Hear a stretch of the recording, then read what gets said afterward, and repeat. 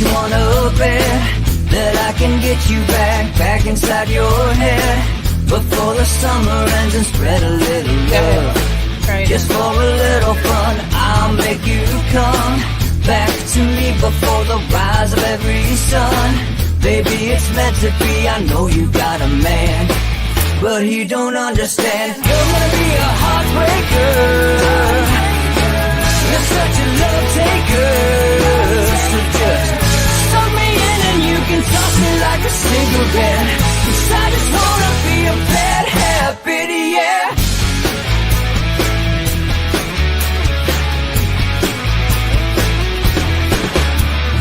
Rhythm in our love, it's impressive, excessive. You can't make this stuff up. My chest beats, it's restless, wakes the neighbors up above. Yeah, baby, come and show me love. Baby, come and show me love, because you're gonna be a heartbreaker, you're such a love taker. So just suck me in and you can toss me like a cigarette, 'cause I just wanna be a bad habit, yeah.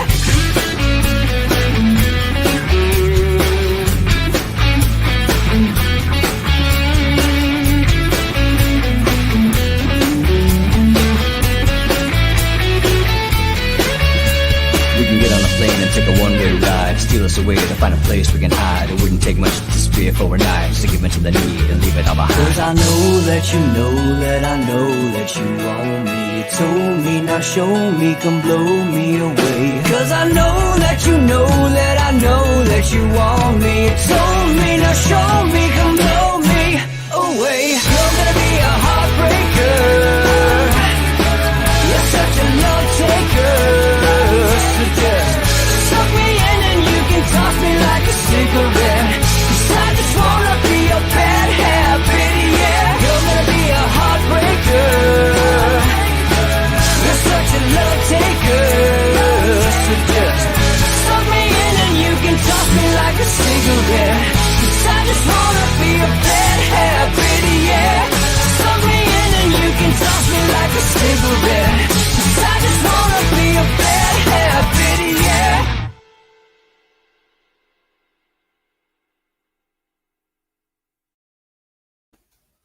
Good morning, folks. Thanks for watching Inside the Numbers with the People's Pundit. I'm the People's Pundit. Follow me on Twitter at People's_Pundit right there. All right, since we got a short and little Freewheeling Friday show today, let's blast through questions as fast as we can. We're going to do a Q&A on polling this week. Could be, you know how I am about talking about other pollsters. But, we could about what we did in the Rust Belt, which, look, I gave it to them. Get it out when they get it out. But I'll talk about it. And then, of course, we can talk about a couple of things in the economy. Real quick, let me just blast it out there. Consumer sentiment has kind of been hanging a little bit low for a little while. It beat the forecast. Consensus was 75 flat.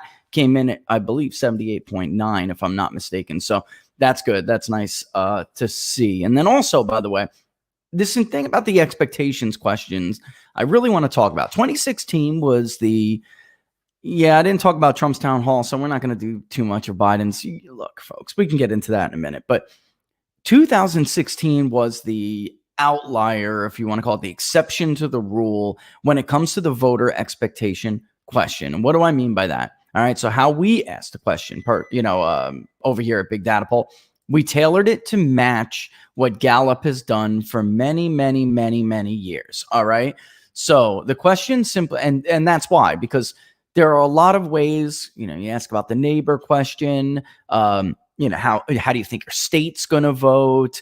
There is only one wording that I have enough data, decades of it, to go back and do the math and say, did this have predictive value, right? So how we ask it is a lot like how Gallup asks it, because we're not the only ones. I mean, the Brookings Institute is not exactly a right-wing institution, folks. All right. They're a left-wing think tank.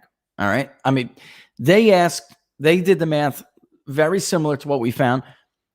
Regardless of how you intend to vote, who do you think will win the U.S. presidential election? Or who do you think will win the presidency? Something along those lines. But regardless of how you intend to vote, In 2008, for instance, right before, a lot of people don't realize it, but before the economy crashed, the Iraq War was bad, but it still wasn't sinking the inevitable Republican nominees' chances.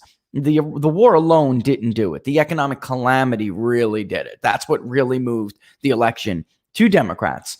Giuliani, when he was the front runner in 2008, he consistently beat Hillary Clinton, who was thought to be the inevitable nominee. Obviously, Barack Obama came out of nowhere and took her out. But when you lined up potential candidates against potential candidates, Rudy Giuliani clobbered. And, the voter intention question, which is who are you going to vote for? All right. In the expectations question, once things became pretty clear, Barack Obama and John McCain traded some leads here and there, but ultimately, people thought consistently that Barack Obama was going to win the election. In 2016, because of media coverage, because of the polls being enormously skewed toward Hillary Clinton, all right, that was the one year where this was a bit of an outlier. People did not expect, except for Republicans, by the way, people did not expect Donald Trump to win in 2016, except for his own supporters. All right. This year, you would think if there was going to be an exception, the exact opposite would be true. People wouldn't think that Trump is going to win because with the polls again, here we go. All right. And then, of course, the media coverage is even worse. I would argue far, far more handicapped in favor of Joe Biden than it even was for Hillary Clinton. And you can look at the town hall last night at CNN compared to the town hall that Trump did on ABC. It's not even close. The questions aren't even close. Those were softball questions like I have never seen lobbed at a presidential candidate before. And he still managed to bungle some, but the handicap is there to help him. All right. So they're not going to tell you. He, again, repeated the falsehood that he is the first in his family to go to college. Him stealing Neil Kinnock's stump speeches, and by him, I mean Joe Biden, is what sunk his campaign in the late 80s. All right. And he's rehatching this. Just like he said that, his entire justification for running was based on a hoax, the Very Fine People hoax. Before the era of complete and total, I mean, it's not bias anymore. It's ideological corruption. That would have sunk up his campaign. It was disqualifying to lie about yourself in this manner. And I'm not saying Donald Trump is the standard bearer for truth.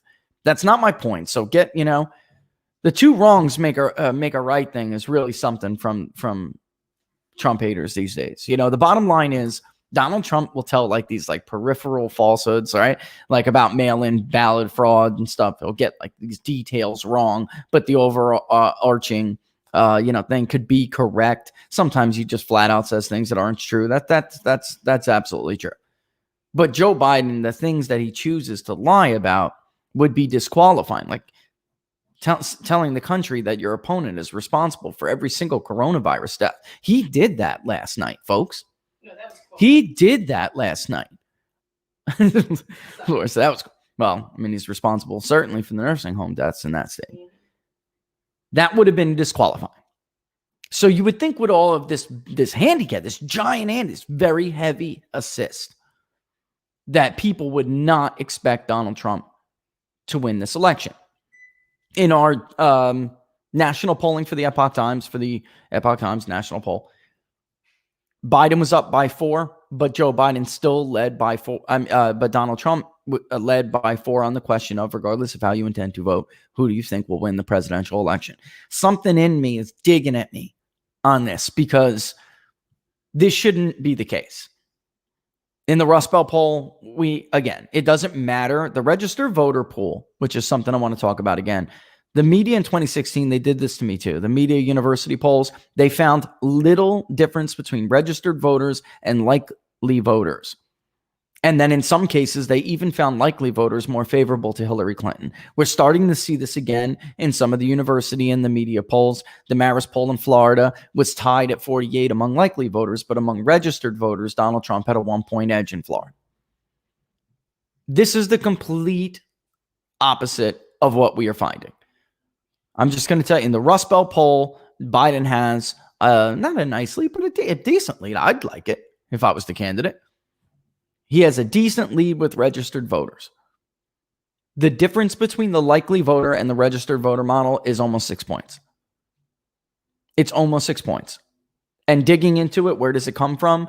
Trump support, which I told you I ate crow on before. Trump support is lagging his approval rating, which is not typical. It's unusual. But when you ask people to lean and you only look at the undecided, you look at, when what we did this time was likely voters, leaners, no undecideds, because we were trying to force people that likely voter model will expand probably. It will expand, but we were trying to capture people that we absolutely know are going to vote. And when that happens, you can see that gap close. Joe Biden gains, really, it's a point, but it's rounded up. He gains less than a point. Rounded up to the nearest whole number, it's a point. Donald Trump gains almost 6 points. And it comes from his approval rating. Because that gap between his approval rating and his vote share it's almost identical to when you ask people to decide. And then I look at this in voting intention question, and I really can't help but to have this nagging thing. Like, I'm looking at the overall pool of voters, and I want to say Biden, especially with everything that's going on this time, that Biden he's got a lot more absentee ballots he can go and fetch, folks. Did you see the ruling in Michigan just a little bit ago? Now we're talking about weeks after the election, just for this election. But when you look at people who we know are going to vote, it's digging at me because it feels like 2016 again. All right. I know it's not, and you should not compare elections to each other like this. You fall into that trap. I just feel that enthusiasm difference. I actually want to read you a couple of difference in enthusiasm numbers. All right. Let's get the enthusiasm numbers up. I didn't do this yesterday, but I'm going to do this today. And then I'll just send it to you guys for questions. The economy and jobs is the number one issue. I just want to bring this up because of what Chris Wallace said this morning. The economy and jobs is the number one issue. Coronavirus and healthcare are battling it out for second. Not when you rank them, just when you ask people to choose. We did both. We asked them to choose, then we asked them to rank them from most to least important. And there was something very interesting there. Okay. On the economy and jobs, and this is likely voters not registered. On the economy and jobs, Donald Trump is destroying. So among people who said the economy and jobs is their top issue, which was 33.8% of registered voters. All right. Among that group, Trump is taking almost 7 in 10 compared to less than 3 in 10 for Joe Biden. Healthcare, Biden is taking about 6 in 10 compared to about 37% for Donald Trump. The coronavirus, this is why they want to keep this in the news. The coronavirus has now slipped in the importance. I don't see it rising again. Why? We have a vaccine on the way. The cases are down. So much more is coming out, despite everyone's best efforts to keep this stuff quiet, like you saw with the mayor in Nashville. That is happening, unfortunately, everywhere. They want to keep this at the forefront of voters' minds. They want to hurt Trump with the senior vote. I mean, I think it's pretty clear, among others. And when you keep an economy shut down, somebody who gets all their donations from working people, that tends to be pretty handy too. But Trump is getting killed among people who say that coronavirus is their top issue. 8 in 10 almost go for Joe Biden. Policing and crime, which is rising. I'm just wondering how much more it can rise. About 65% go for Donald Trump, and over 75% who say immigration, which is the 5th most important issue. That's Trump's group overall. The less than 20% who say that go for Joe Biden. So, and then when we ask people to rank them, by the way, coronavirus, it's called a rank distribution score. So you're saying from 1 to 8, 1 being the most important, 8 being the least important. Please rank these issues from most important to your vote to least important. The economy and jobs runs away with it. And you can see in the rank distribution score, it's much higher than healthcare. And then in healthcare is actually number 2.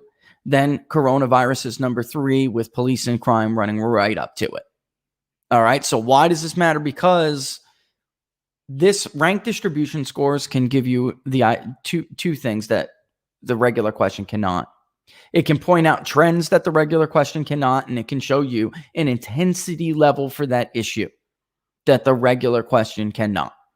And what do I mean by that? So the regular question, thinking about the 2020 US election, which issue would you say is most important to your vote? And they only get to choose one. Economy and jobs, again, not even close. Nobody's even close. Double-digit spread between the economy and jobs and coronavirus. All right. And then when we ask them to rank it, we say, could you please rank each issue as most important to least important to your vote? And then we can give a rank distribution score. And I think we did this because I'll tell you what, Laura, I think that tells you a lot more than the simple traditional question. I really do, because it tells you where the intensity level is, right? So policing and crime isn't that close to coronavirus. The difference that separates is about 10 points in the regular question, but the rank distribution score is very close. Why? Because more people ranked policing and crime before coronavirus, disproportionately more than who chose policing and crime as their top issue. So maybe it's somebody's second most important issue. All right. More than coronavirus is. That's how you could think of it. All right. On people who trust, on trust on the economy, it's Trump. Trust on trade negotiations, it's about even, but Trump wins that voting group. Weird. It's very weird. All right. And trust on the economy, it's a wider margin in that voting group. Policing and crime, ironically, again, Joe Biden, not statistically different, but he is ahead of Trump on policing and crime because a lot of people take that to mean different things. But Trump is winning that group. And among those who say policing and crime is their top issue, Trump is killing him in that group. So that's why you can see that they don't want that. Democrats don't want that issue to get any more traction. All right. Defund the police, overwhelmingly opposed by voters in the Rust Belt. And for those who maybe are just joining us, the Rust Belt poll is Iowa, Michigan, Minnesota, Ohio, Pennsylvania, Wisconsin. Did I miss one? 6 states. Iowa, Michigan, Minnesota, Ohio, Pennsylvania, and Wisconsin. No, I got them all. All right. And it's designed. If you get a chance when they release this, I'd ask you all to go and take a look at how we designed this survey. Right. So regions you often see in polls, but nothing has been done like this before. The Rust Belt poll is completely unique. And then we compare it to the vote share that Hillary Clinton got in these 6 states. Right. The vote share that Donald Trump got in these 6 states. And then you'll see who is potentially winning somewhere, who is potentially winning somewhere else. The president's best states are Ohio first, not Iowa, although those states, I understand. Oh, their pollsters are showing different results. I am telling you, Ohio is not close. And if I'm wrong, I'll eat crow, but I'm not. Iowa is closer, but it's Trump's state. It's weird because, and then this is why Biden looks to be a little bit stronger in Wisconsin, which I would give to him today. I would. All right. Because there's like this farming, but this is what happened to us in 2016, Laura. So it's important to tell everybody this. At this point in 2016, we had Hillary Clinton up by 6 points in Wisconsin. We absolutely thought she was going to win that state.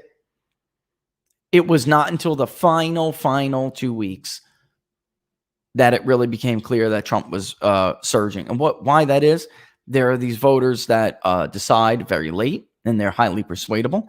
And also there are these voters who I suspect maybe don't like Trump's style. And the Democrats are relying on this, and I would argue it's a false narrative, but they're relying on this narrative that like pre-Trump, everything was good and decent and stable, right? And that it's really Donald Trump's fault that things are so rocky, shaky. And they're relying on people's idea that perception matters, that you want the American people to want to, perceive their president to be decent. What they're really arguing for, and Trump supporters will understand what I'm talking about, what they're really arguing for is to go back to the poll-tested, cookie-cutter view of a president. Very, presidential. very decent, but they'll stab you in the back behind the camera, when the cameras aren't rolling, right? They'll ship your jobs off to China. That's the argument Trump has to make. But with somebody like a Joe Biden, he's uniquely qualified to do that because he is yesteryear, right? It was really the only way, the only argument they had. And it does appear that there are some of these more farm belt voters. I don't know what else I'd call them, because in some areas, Iowa looks a lot like Wisconsin. All right. Wisconsin's always thrown into the Rust Belt category, and it is the Midwest. But in truth, it looks a lot more like Iowa than it in areas of Wisconsin than it does Michigan. All right.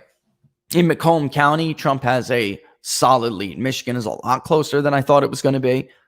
I thought that I have argued now for 4 years, Michigan will be the toughest state for Donald Trump to hold on to. In all of the other states, Democrats could not cry low turnout. He just beat her in Wisconsin. He beat her in Pennsylvania. He beat her in Iowa. He beat her in Ohio. She barely won in Minnesota. It was not a turnout problem in any of those states. There is at least an argument to make. I'm not sure I subscribe to it because in Michigan, leaving those votes on the table do not necessarily mean they'd come out and vote for Hillary Clinton. If they didn't come out to vote, there's a reason for it. So I'm always skeptical of the arguments that if only there were more Hillary voters in the electorate. I heard this argument in 2000. Al Gore supporters made it. And actually back then I kind of bought it.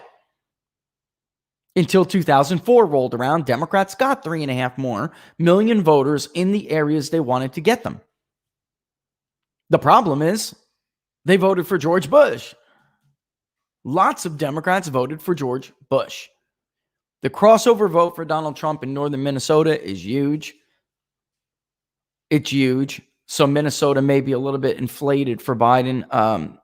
We'll just have to keep going. I'm going to tell them, they'll make their own decisions and I have to listen to them. But if it was me and I was calling the shots, I would drop any national polling that is remaining and I would track these 6 states because this is where the election will be won or lost by either candidate. All right. Pennsylvania, very close. Michigan, again, what was I saying? Macomb County, Trump's lead is actually a few points bigger in Michigan than it was in 2016. In Monroe County, that's the same. Biden is making it up elsewhere. He's not I'm actually a little bit surprised. But Oakland, for instance, in Oakland, he's doing a little bit better. Oakland, for those who don't know, the 8th congressional district of Michigan carves out northern Oakland. Holly, where Slotkin is from, is in that northern section of Oakland County. It was light pink, barely went for Bishop when Slotkin flipped that district. It has been much redder in the past, but the southern part of Oakland, you have parts of Detroit bleeding into. So it's getting bluer and bluer and bluer. All right. So I'm actually a little bit not surprised that Biden's doing better in Oakland than Hillary Clinton did. All right. But that on the flip side, in Macomb, you would think the southern part of Macomb was going to be better for Biden. And it very well may be on election day. But I'm telling you now, northern Macomb is so overwhelming. I mean, it is what it is. An area like Rochester in Olmsted County, which is southeastern Minnesota, Hillary Clinton barely held on to it. Biden's up about 60-40 in the city of Rochester, while Trump is cleaning house in the rest of it. So I'm a little bit skeptical as to whether Joe Biden can hold on to Olmsted County. He's running very weak in the Twin Cities. It's just that in other areas of the state, again, I don't know how else to put this, but there are some folks that are, or at least in the polling, they seem to be buying into this idea that, what the Democrats are trying to push. Like, we have to go back to decency. It seems to matter to them. All right. But it's a realignment because there are some voters that have been Democrats for many, many, many years. And northern Minnesota is a perfect example of this. In Duluth, that's in the headlines today. I was skeptical, Robert, saying that he was going to carry all 4 of those Iron Range counties in the Northeast. Looking at Duluth, I don't know, Cook is small. So really, you can't even poll a county as small as Cook. But Cook is small. I mean, you can, but it's not, it would be a high sampling error. But in Duluth, there's a large population, relatively speaking, in that state. That looks really good for Donald Trump right now, which would mean St. Louis is gone. I think, honestly, I'm willing to say that right now. St. Louis is gone. Biden has to make it up in other parts of Western Minnesota to keep that safe. And I understand, I get the media polls are +6 to +1 million for Joe Biden. I've been here before. Laura and I were talking last night. I did not want to be here again. I did not want to be here again 4 years later. I really didn't. But here we are. All right. So let's take your questions when Laura's going to grab it up. Yeah, +16. And I mean, Nick, when was the last time that we've ever, look at, we went over Minnesota the other day. We looked at its vote history the other day. It has historically been very tight. Al Gore nearly lost it. All right. John Kerry added a few points. Only Barack Obama walloped John McCain there, which really shouldn't be a surprise. Not from a polling standpoint. Minnesota, particularly the North, is very anti-war. They're anti-war. They're anti-pro-trade. John McCain was a warmonger. He was a neocon. He wasn't arguing for a drawback in Iraq. He was arguing for an increase. So it really shouldn't be surprising that was not a 2 to 5 point margin. That was in what, an 8 point margin? Maybe even more. We went over it the other day. But in this case, against somebody like Donald Trump, in 2016, it was 1.5. Polling was scarce there. It hasn't been polled as a competitive state for many years. So this idea that all of these media and university pollsters are going to dip their toe in there and then be extremely accurate is a little bit unrealistic. They were not particularly accurate to begin with, right? In September, Survey USA went from +6 in September to Hillary +10 or something before the election. It was 1.5 percentage points. All right. Yeah, I mean, and let's get to questions because it is 11:30. I'll answer a few folks, then we'll take my little 30-second water break. Then we'll get back to it. I was going to run out because I wanted to send the crosstabs over to the guys at Epoch, right? And I was trying to make, and you guys will see the report. We made this very cool, interactive, online, embeddable report for them that they can put into their website, and then you can click onto it, and it's interactive with the charts and the graphs and stuff, and it has crosstabs beneath each chart to show you. Because I keep getting these complaints that the crosstabs we make in MarketSite are really too data heavy, and people are like, what the hell does this mean? And we do not release crosstabs like Fox News and other media outlets release crosstabs. They're crazy looking, as you guys have known because you've seen it, right? So as a matter of fact, I mean, I could show you some, but the point is I was trying to make something that was a little bit more reader digestible, and apparently we're gonna have to do both, so it is like that. Yeah, let's get into some questions. Let's get into, I'm not, because Laura's going to kill me. Let's go to lovely Laura to answer some questions. All right. Ryan McCarthy wants to know, when is Epoch publishing the poll? It was ready to be published yesterday. They go over it and their reporters dig through it. I just sent the large crosstab of over to them because I gave them something that was more easily last time it was, and this happens to me all the time. So sometimes I'll hand a client the product, which is just data, and they're like, whoa, what is this? Now I'm always there and always want to go over things with people, but I tried to make it a little bit easier this time around. And apparently they wanted a couple other things, but it has to be today. I mean, it's got to be. I don't like when things take it's too long to get out, right? But I'm going to go ahead and say today. Tom Massario, I'm sorry if I butchered your name. Thoughts on Ryan Grudeski's thread on Wednesday about Trump needing more white vote to come out on the win, regardless of the gains he's making with the broader coalition. Sorry. You know, that's a really, honestly, that's a really good debate, right? I would argue with that. I'm in agreement with Ryan if you're, you know, on Team Trump. Why? Because I don't think Trump at this point, folks, he's got 20% of the black vote in Pennsylvania. 20%. So we are now going to be the third poll to show 20%. That is not out of the realm of reality. In 2004, George Bush got 18% in Pennsylvania when he nearly lost, when he just barely lost Pennsylvania. George Bush's problem was that the share of the white vote was not high enough for him. All right. That is what did him in. If I was Donald Trump, I would focus from now into then to getting the remaining, you know, to winning back some of that white vote that may have slipped. Not may have. There is some white vote that slipped. There is just white women. He's got to focus on. I mean, I wouldn't ignore anybody. I'm just saying I can see where it's coming from. His decrease in the white vote is from white women, particularly white women with a college degree. That is true. I want to say this though, Laura. This white college women thing, all right, white women with a college degree, was a self-fulfilled prophecy. It is not the product of a natural, organic change. You know, so some of those white women that voted for Trump in 2016, it is a product. And I know this because the media was talking about it before it happened.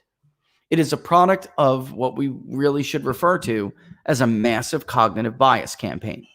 So for years, they have been targeting these women and shaming them. Why? Because they are the most susceptible to such a campaign. Look, I don't mean to say this. I'm not trying to like insult women or anything, all right? Because I'll keep your stupid comments to yourself.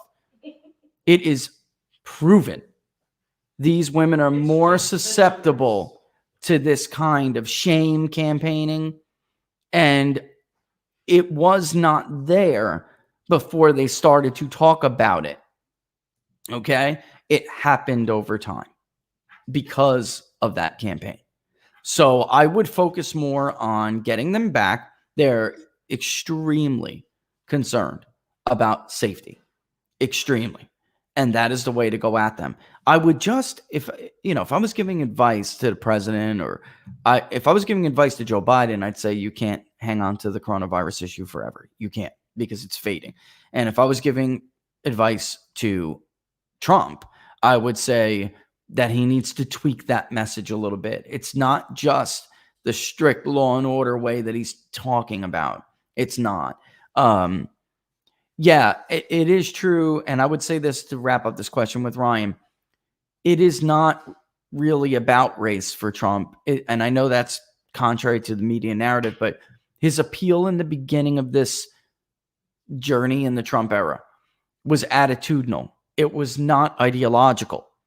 That scared the hell out of Democrats. And you can see it in their WikiLeaks emails. I'm not saying anything that's not true here. They were terrified. John Podesta and his friends were terrified. Him being a celebrity and his appeal being attitudinal and not ideological, that he would cross racial boundaries and that the usual identity politics didn't work on him. And in fact, it didn't in 2016. And even though he didn't, increase from Romney that much, he still increased. And that has continued over the last 4 years. So they kind of shifted gears and they started. The numbers are with white voters. I hate when they force me to talk about it like this, but I have to. The numbers are with white voters. They were wrong when they were arguing that demographics are destiny. The reason why so many of them were shocked, folks, is because they fully believed it was mathematically impossible for a Republican candidate to win the Electoral College. They thought they had the numbers. It was impossible. They underestimated, number one, the share of the white vote that can, when they flex their muscles, and the impact disproportionately that it can have if you win a larger share of them. They miscalculated. So they're not dumb. And they realize that. Now, white men don't give a damn in most cases what they think or what they have to think about them. They don't give a damn. But white women in certain areas do. They're very susceptible to social pressures, what people think of you. You know, what everybody at the Tupperware party might say if they see a Trump sign out in their yard. It's true, you know? It's true. I'm not the only one to say this. Look at Pew, folks. Pew just didn't want to explicitly state it. Look at their behaviors on social media. All right? It bothers them. It does. And I don't mean to insult any of you ladies out there. I am pointing out a fact. I'm not even necessarily saying it's a good thing that men, particularly white men, don't care what people think about them. Maybe in some cases that could be a bad thing. But when you're getting psyoped, it's a good thing, right? So there we have it. All right, let's go to another one. All right. Ashwin's, you already answered first part. So Ashwin also wanted to know, did I actually hear that right? That you said Biden the Rust Belt is leaning more towards Biden. Will Trump lose at this moment? So I don't want to give you specific numbers, but in the registered voter result, Biden has a lead. In the likely voter result, it is a dead heat. And the reason why it is, which by the way is not good enough for Trump. I just want to point this out real quick. It's better than where he was in 2016. It is at this point. We only we had Hillary by like 2 or 3. If you would go back and do analysis of our data and kind of apply it to the sampling design that we laid out for the Rust Belt poll, it would probably be like Hillary by 2 or 3, because Iowa was only 3 to 5 points for Trump. Ohio was only 3 to 5 points. Michigan was like +4. As a matter of fact, I'll go back and look right now. So that's a good idea for me to do, because this at least gives me, this is a good idea. Let's go to the 2016 battleground polls. All right. That's Colorado. That's Florida. Here's Iowa. Okay. So it wasn't until October 24th that Trump was up by 6 in Iowa. All right. It was below 6 points. That was the first time he got to +6 in Iowa. Now, granted, we were wrong. Okay. It wasn't until the final that Michigan was Trump +1. By November 2nd, it was still Clinton +2. On October 25th, it was Clinton +5. All right. That's New Hampshire, Nevada, North Carolina. Here's Pennsylvania. Okay. It wasn't until November 6th that Trump was up by 0.6 of a percentage point. On October 24th, it was Clinton +3. Actually, though, we always had it kind of close, but on October 14th, it was Clinton +5. Virginia, Clinton +4. October 24th, Wisconsin, October 24th, Clinton +3. November 2nd, Clinton +4. November 6th, tie, which actually was Trump 46.4, Clinton 45.8. So you understand what I'm saying? He's actually in a better spot at the top lines go, as far as the top lines go. And what I'm saying is he ultimately won a total share of the Rust Belt vote. His was 48.5. Hers was about 46 and change. Okay. And that, so, it took some time for this to shake out. But right now, even the likely voter model would mean probably Biden's going to take 2 out of the 3. Look, Ohio and Iowa are not close. So keep that in mind. So Trump is getting a big chunk of his support is coming from Ohio. All right. In this poll. And Iowa actually looks better for Biden until you realize that the raw is like D+8 and Iowa is not going to be D+8. Right. So it's, it's going to probably be about R+2, maybe R+3. But in Ohio, where it is the raw was D+4 and Trump still had a lead. That's how strong Ohio is for Trump. So a lot of his share is coming from those states, while Biden's share is are coming from Wisconsin and Minnesota and Michigan. All right. So that's the way, that you got to look at it like that. However, I will say if the election was held today, I would give Trump Pennsylvania by like 70,000 votes. Now, I don't know if you guys all just saw that ruling, but we're not looking at a typical election. That's for sure. But his support in Pennsylvania is much, much, much, much, much, much stronger than Joe Biden's. He's beating Joe Biden in northwestern Pennsylvania by a larger margin that he beat Hillary Clinton. Bucks County was very close. Hillary carried it. Bucks County, the southeastern area. This could change, and it could go back to Biden. But Trump, Bucks County looks like a Trump +1 right now. All right, which is that's not good enough for Joe Biden. Where else is he going to get these votes? Chester? I mean, maybe not. Everywhere Joe Biden is doing worse in urban America. Everywhere. I mean, almost every. I think, Wayne County, he's running a couple of points behind Hillary Clinton, though it's possible he may get a bigger turnout. I think he will get a bigger turnout in Wayne County than Hillary Clinton did, but he is running behind her in Wayne County. All right. So he's also running behind her in Philadelphia. So in the county of Philadelphia. So the same thing with Twin Cities. I mean, I'm just trying to give, an idea of everything. It's this weird group. It's not 2016. It is not this is the biggest takeaway. It is not 2016. The maps will not look like 2016. All right. All right, let's roll. I'm just saying my typing skills are up there now. Freewheeling Fridays, you guys test out my typing skills. All right, Vetus. I'm not even going to try it. Vetus, your last name. So what are Republican chances in the House if Trump wins or loses? Does he have coattails for down ticket Republicans? Do Republicans win back seats in liberal states, i.e. California and New York? Well, I mean, I'm just telling you, we just pulled the Rust Belt. So, California, New York, I haven't polled yet. However, I will say that I have seen polling on both sides of the aisle in New York. And Democrats are in a lot of trouble outside anywhere not named New York City and Buffalo. It's a problem. These riots, this is something you guys should take to heart. If voters have had experience or in close proximity to some of these areas, then it has affected their vote more. So, for instance, in the state of Minnesota, it's about 4.5 points higher for those who say that policing and crime is their top issue. It has a higher rank distribution score than the overall Rust Belt poll.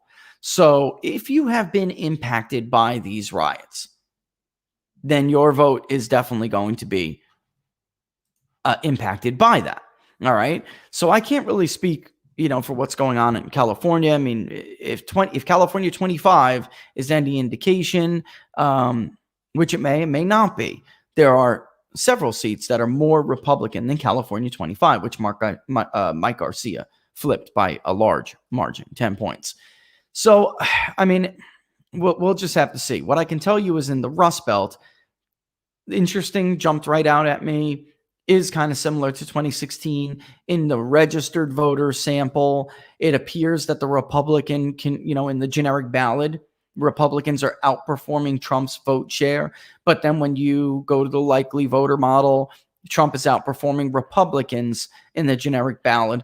So what that should tell you, and we've seen this over and over and over again in actual voting results, contrary to what the media university polls have said, which were dead wrong and completely backwards.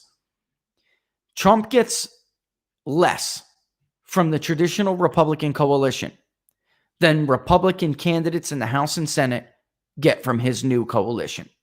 So they add more. They get more than he does out of this relationship. Okay? Not every Republican or a Republican congressional voter will vote for Donald Trump.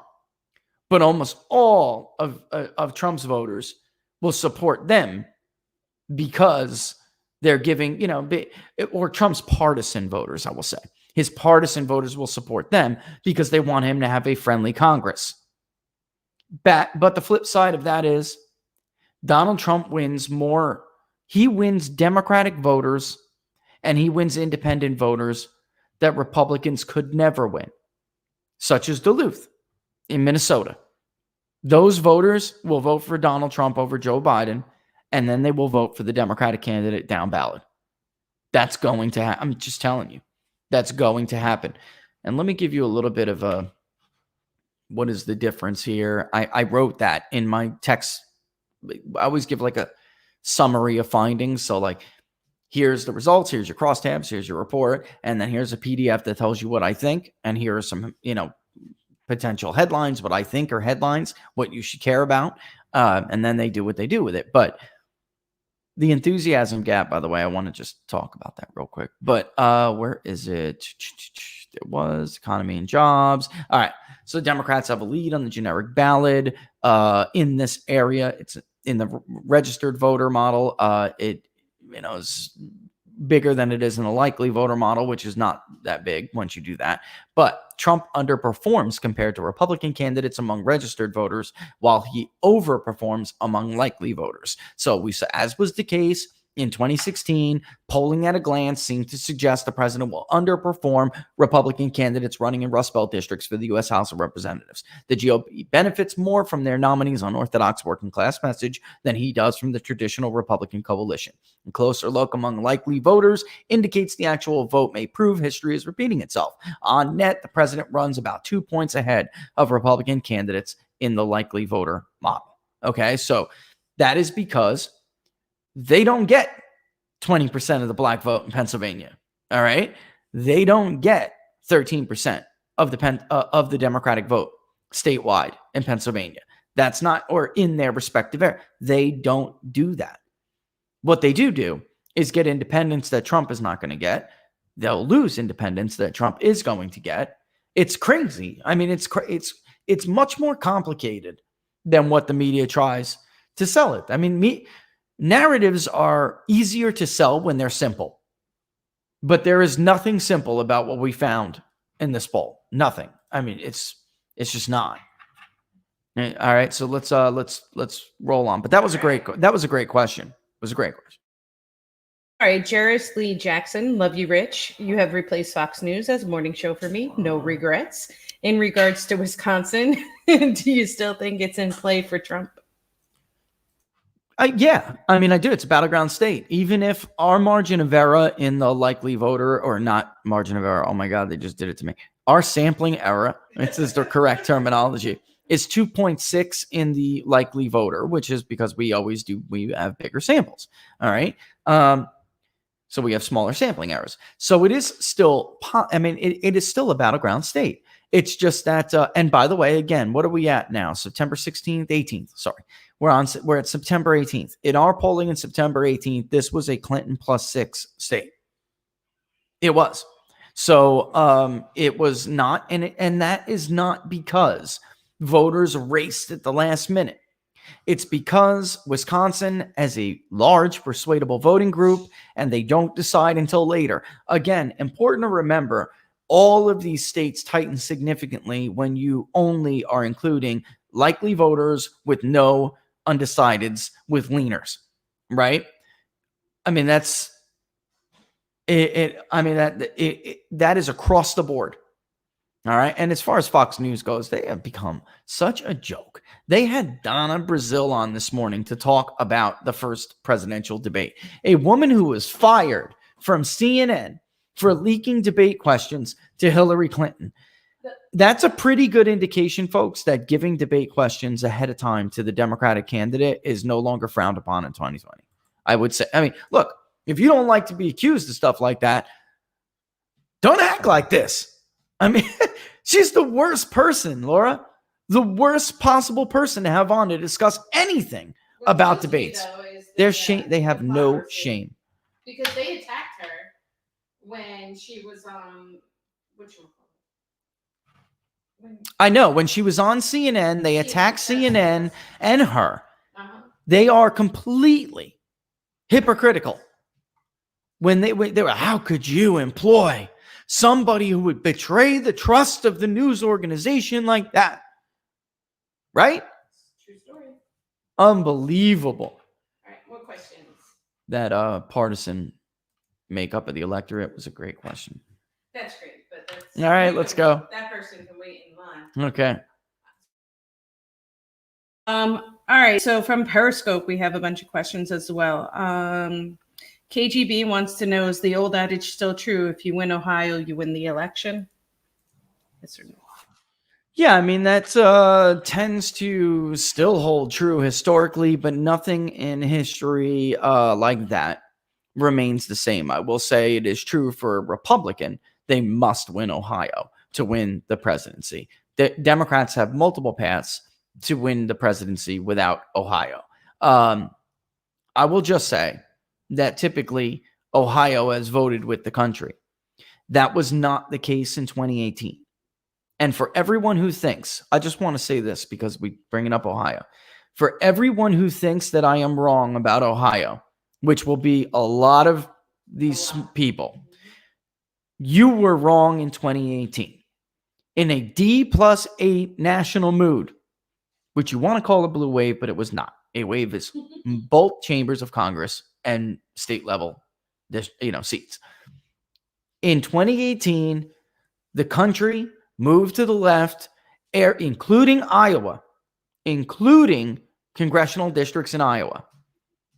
And in Ohio, the only good news for Democrats was that their incumbent, multiple term, basically embedded in D.C. incumbent Senator Sherrod Brown held on when he could have lost. And that was because of a poor Republican candidate. If Josh Mandel would have ran, Sherrod Brown would no longer be the senator from the state of Ohio. And of course he did run, but he dropped out because of, well, I know the true story. I'm not going to talk about the man's personal business, but he would have destroyed Sherrod Brown. He probably would have beaten Sherrod Brown by 7 points, 8 points. It was going to be a rout. Okay. So for everyone who doubts me when I say that Trump has a big lead in Ohio, I will refer you to your crappy poll misses in 2016 and your even crappier, worse poll misses in 2018. Not a single media university poll had Richard Cordray down to Mike DeWine in Ohio in 2018, except for one in June by the Marist, Nate Slimer's favorite poll. Okay. And then they heard it anyway. The closest he got was a tie. USA Today had ridiculous margins for the Democrats in Ohio. Folks, go look at the Senate race. It was 20 points almost. 20 points. It was ludicrous. It's where they're polling and who they're polling. All right. Our distribution in Ohio is way better than anything I've seen before. All right. Bottom line is, doubt me at your own risk, at your own peril. I'm right. They're wrong. Okay. At Persuasion Pirate wants to know, what was the 2016 margin in Macomb, and what is it today? Let me pull that up for you specifically, because I had that just the before, because I was like, oh my God. I was like, is it right? I was like, because when I looked at Macomb, it was like, the first time I really looked specifically at it, Laura, was when Barnes and I were doing What Are the Odds? And I'm like, you know what? That's a good question. Let me look it up. And I just, you do queries. They're called queries. So you're saying, you give parameters for what you want the database to feedback responses. So I'm like, all right, city or, just county, whatever. And a county equals Macomb. And it came back Trump about 56.5%. So that ended with Trump. It depends. If you're looking at the registered voter, Trump is at about 56.5%. If you're looking at likely voter, Donald Trump is at about 58 and change. Okay. In Monroe, it's in the low 60s. All right. In 2016, Donald Trump carried Macomb County with 53.6% of the vote. And he carried Monroe with 58.3% of the vote. So in both of those counties, and the reason why they're so important, is that Macomb is a little bit more of a mix, but there are a lot of those working class working class people that Joe Biden really on paper you would think could win back, considering their connection to the auto industry. It's not happening. He's winning other voters. And then in Monroe, it's much more. So it doesn't have the southern element of Macomb, which is more professional and more urban, right? I guess that would be like Warren. Okay. So, which is more liberal. So in Monroe, he's running about 3-4 points ahead of his 2016 margin. And in Macomb, he's running about same thing, about 4 or 5 points ahead. That's a big deal. It's a big deal. Now, of course, we're not talking about huge sample sizes. But it paints a pretty clear. It's pretty clear picture, and it's well within the. It is well within the sampling error. So could be a little bit more, could be a little bit less. J. Roy 777 wants to know: does law and order rank higher in blue states where the violence and rioting is taking place? Great question. Yes. In Minnesota, it is about 4 or 5 points more than it is in any other state. And that is where, in any given state, I should say, because in some states it is. That is, what's the word I'm looking for? That was the birthplace of all of this, right? George Floyd. They're over it. They're over it. Now, you got to get them quiet to tell you, you got to get them comfortable to talk to you about this legitimately, but they're over it. All right. J Tudor 302,000 wants to know: a week ago on Friday, you were waiting on New Hampshire data site to come back up. Is that data available now, and can you discuss it? Sure. Let's do this.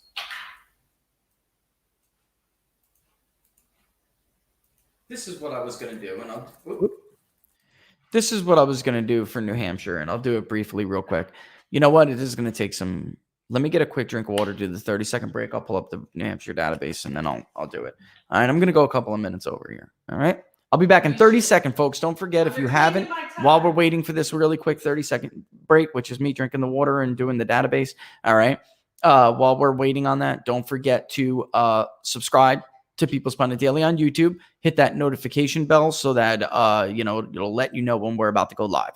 Don't forget to like the page, People's Pundit Daily on Facebook, instead of following it, which is following school. All right. But the best way, of course, to support the show is to subscribe, which you could do by going to ppdnews.us/subscribe. PPD is the sponsor of Inside the Numbers. So subscriptions pays for this, So, so don't forget to subscribe if you can. For those who have, we love you for it and thank you for it. And then that link that's down there, you guys are doing a great job. You are doing what I asked you to do, which is like Florida poll, contributing to Florida poll. Just don't forget, guys, to you who may click on that link today and give to it, do not forget to write that there. Okay, because if we don't raise enough, I will give it back, or I will ask you if you want to do Maine, whatever it may be. All right, but give me a 30-second break. When we come back, we'll go into the voter file in New Hampshire. The link is in the YouTube thing right now. That's the PayPal me thing. All right. Yeah, it's paypal.me/People's Pundit. Right? There you go. Don't forget, right in the notes section, Florida poll or whatever, or contribution to poll. This way, if we don't, I can refund it to you, right? All right, 30-second break. I'll be right back. I need some water.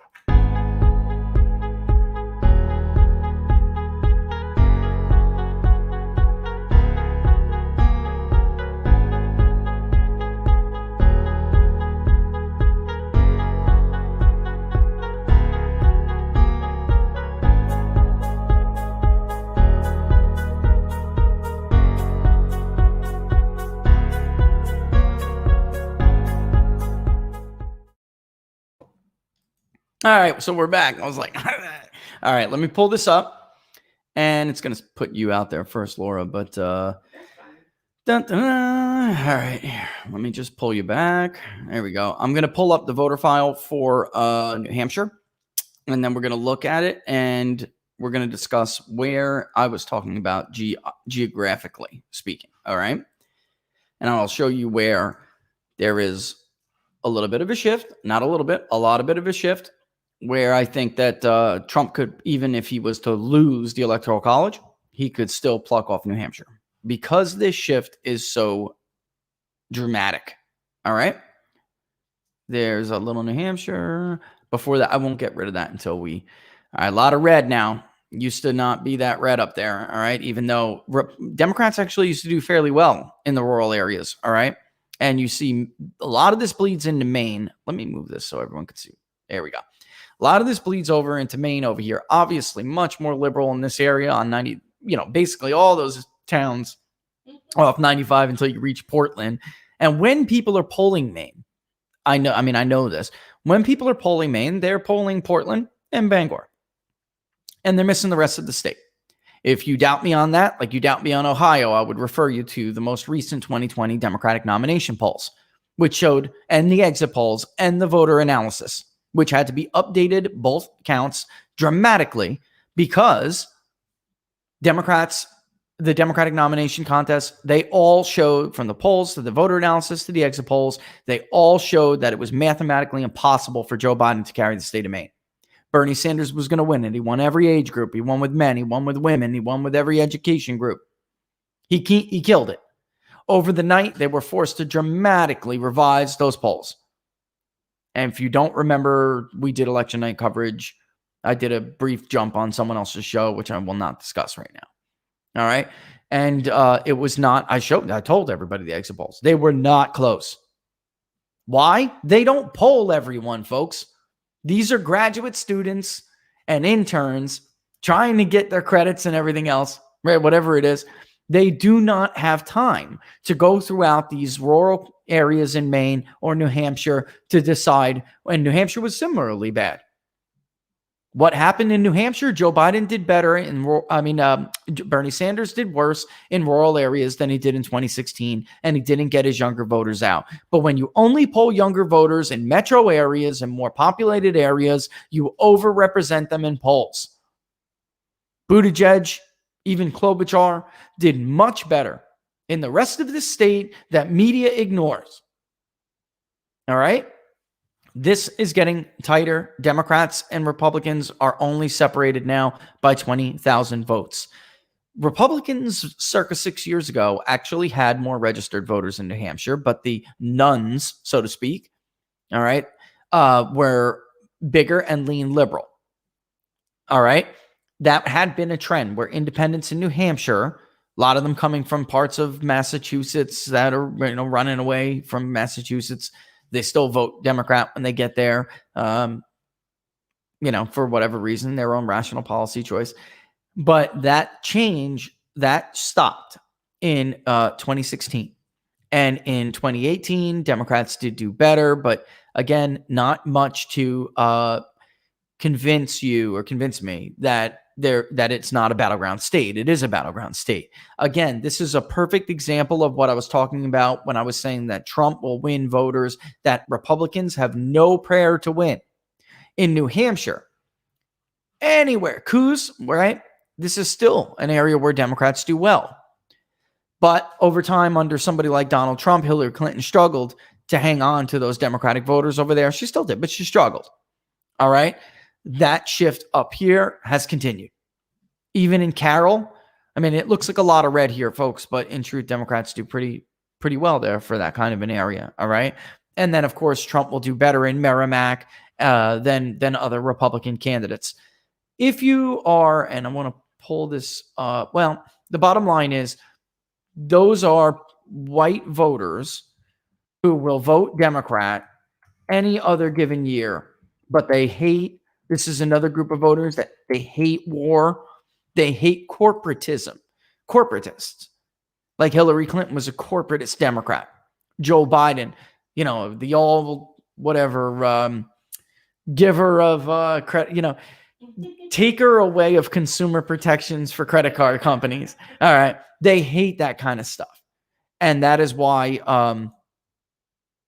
Donald Trump has a real chance to flip this state. White voters, though, tend to split their vote at the presidential level. And then Democrats, they eat by, like Hillary Clinton did, by winning the non-white vote. The non-white vote is closer instead of it being like a 65-35 split. It's more like a 60-40 60-40 split. That is because of Latinos are the biggest minority group in New Hampshire, and Trump is doing better among Hispanic Latinos, whatever you want to call them.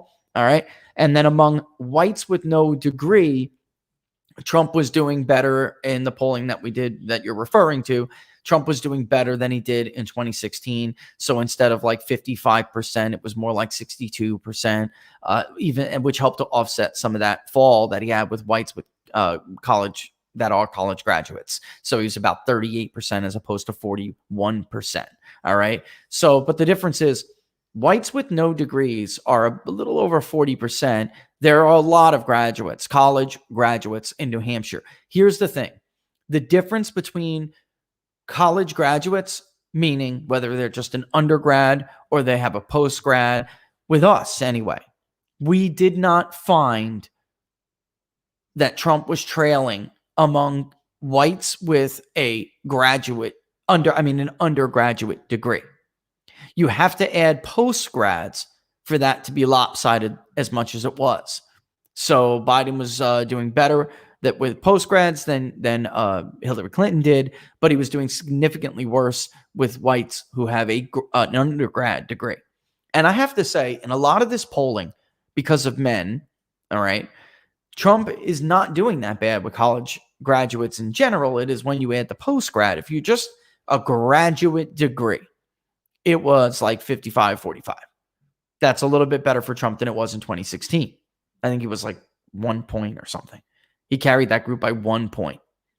It's just that postgrads went from 65-30 with third-party candidates, right, to more like 24, right? So he really took a hit with that. Now, maybe that turns out to not be the case. I'm just saying, you can see the map over here.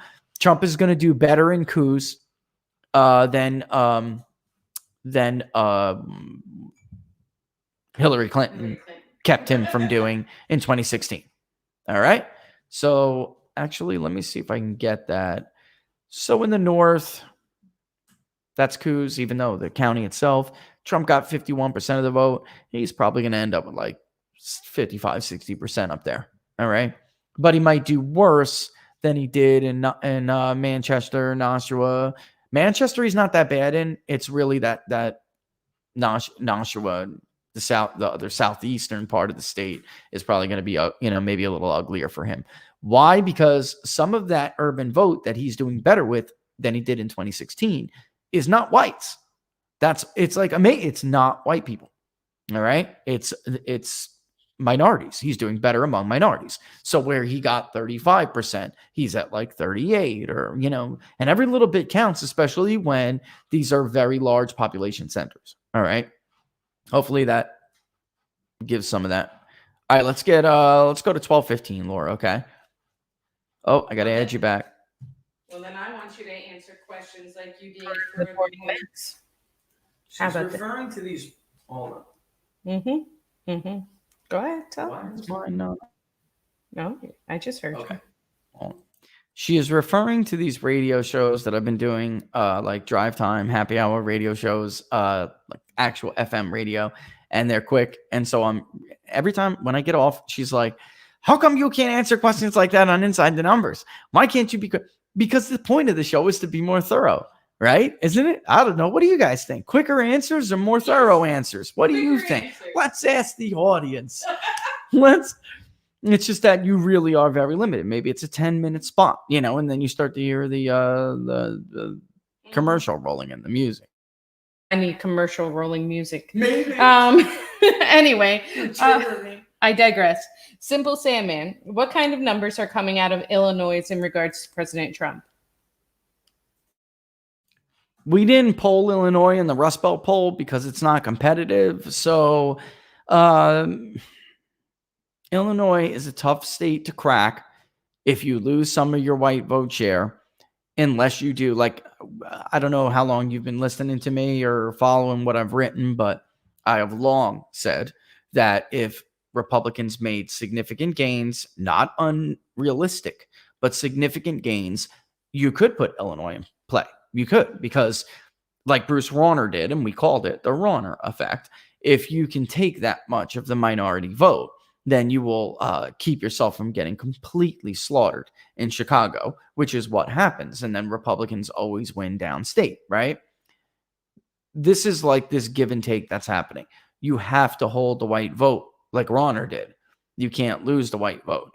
I don't know. Maybe for, giggles, if we can, I'll throw some in there. Let me just see some, just out of curiosity, Laura.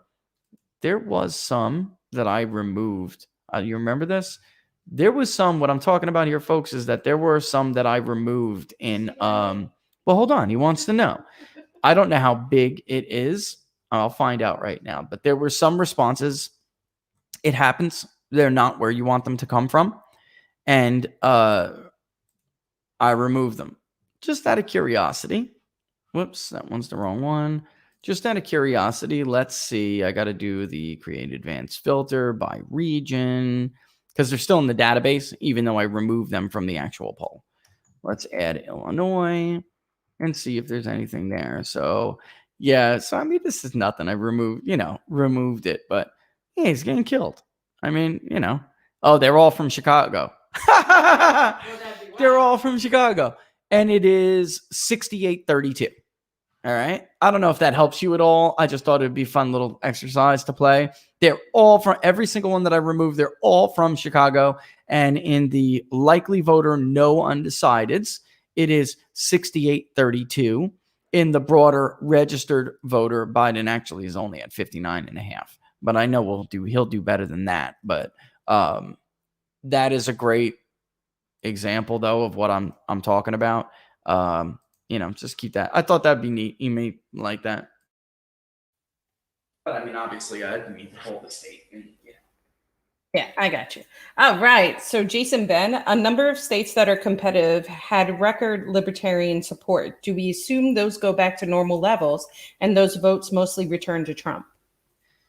So they really did me dirty in Wisconsin, and now I think there's another one now. So in Pennsylvania.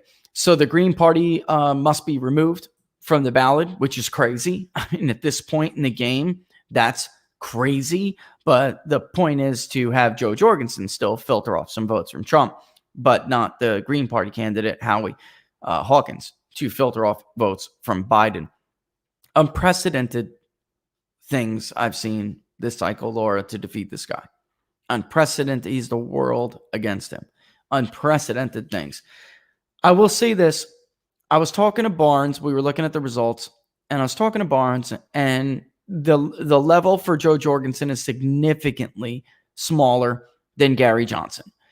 But it is possible that, this has got to be the last question. I'm getting binged over here. It is possible that some of that is just a parked vote for Trump. That may be the shy voter. You know how I feel about the shy voter thing. I think you just got to try to reach them. But that social desirability bias is real.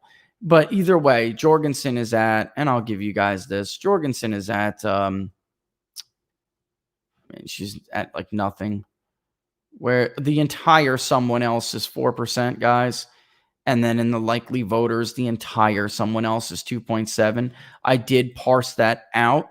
In the registered voter, the entire amount is, let me pull up the crosstab. Oh, I had the crosstab here. The entire amount in the registered voter for Joe Jorgensen is only 2.7. All right. Now, they did help Biden removing Howie Hawkins from that ballot because he was at 1.3%, which, look, in a close race, that will matter. Right. So they removed Howie, but they didn't remove Joe. And that could matter in some states. You guys should keep an eye on it. But I do got to go because I'm getting binged by people over here. Right. So we will be back, of course, Monday. And I don't foresee in the beginning of the week, I don't foresee any differences or changes in schedules because the polling is done. I think we're good to go. All right. So 10 a.m. Eastern Standard Time. All right. And what's up, Laura? Oh, when is that? That's tonight. All right. So tonight, I'll tweet it out. I'll be on a radio show and MV Red. All right. And then also at 8:15, I'll tweet it out. Also, I'll be on a couple radio. If it's in your area, I'll shoot it out and let you know. I mean, if it's in your area, it's in your area. Check it out. And then she hasn't responded yet, but I'm going to be on. I am going to accept an invitation from LTV. That'll be cool. And I'll talk. I'm a big fan of Crystal Ball. I was like, oh yeah, I love it. Yeah, it's great. So we'll go on. We'll talk to them, and I'll let you guys know about that as well. Of course, Don Smith Show, 12 o'clock noon tomorrow. I'll tweet it out as always. We'll do our weekly recap. We'll talk about the Rust Belt poll, and we'll get into it. All right. So don't forget, though, with Inside the Numbers, that'll be back Tuesday, 10 a.m. Sorry. And what are the odds? 2 p.m. Eastern Standard Time. Okay, with Barnes. All right. So have a good weekend, a safe weekend, folks. And I will talk to you next week. All right. All the best. Thanks for watching Inside the Numbers. Don't forget to subscribe. All right. And those of you who put that PayPal thing in there, write that note. I got to know that that's what it's for. All right. So like the page on Facebook and subscribe to the page on YouTube. All right. We'll see you guys. All the best. Thanks for watching Inside the Numbers.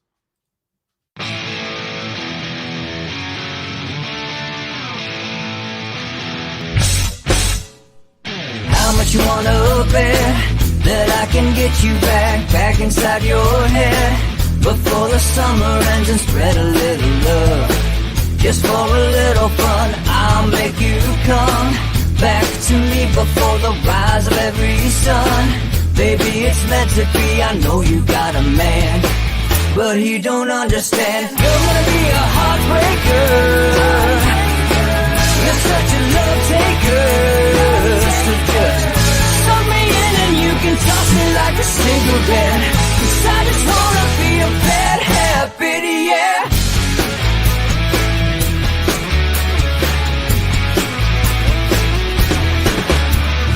Rhythm in our love, it's impressive, excessive.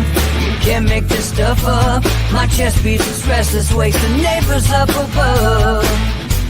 Yeah, baby, come and show me love. Baby, come and show me love. Because you're gonna be a heartbreaker. You're such a love taker.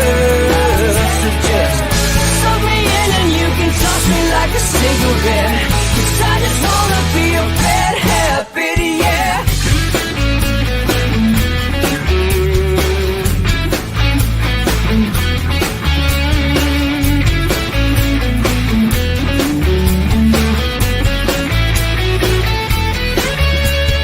Get on a plane and take a one-way ride. Steal us away to find a place we can hide. It wouldn't take much to spear for a night. Just to give in to the need and leave it all behind. 'Cause I know that you know that I know that you want me. You told me, now show me, come blow me away. 'Cause I know that you know that I know that you want me. You told me, now show me.